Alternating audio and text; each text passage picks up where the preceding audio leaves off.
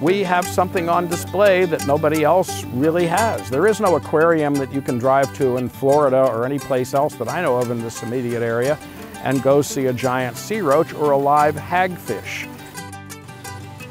But this is really the story about the giant sea roach, and I'll tell you how it all really began.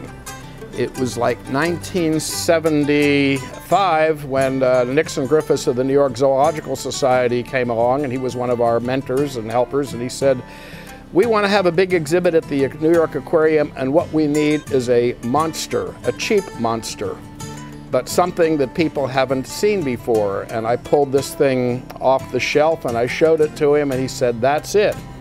So we essentially chartered the boat, dredged up these things in the middle of a really nasty winter storm, brought them back, flew them to New York as baggage, brought them to the New York Aquarium, and the whole city went crazy the next day when they were on television, and they were in the New York Times, the Daily News.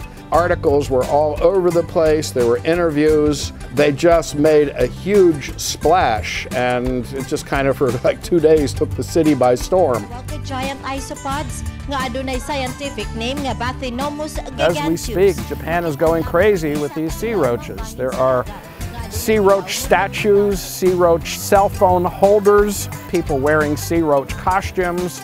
It's absolutely bizarre. There's even a grade Z plus monster movie cartoon of a giant sea roach devouring Tokyo. But you could say at this time, Japan's in a fad, they're sea roach crazy.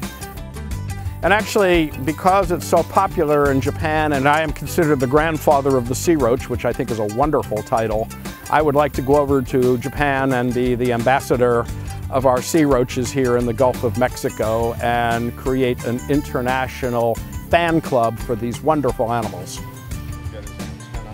If you'd like to find out more information about Gulf Specimen Marine Laboratory and our aquarium tours and the work that we do, please visit our website, gulfspecimen.org.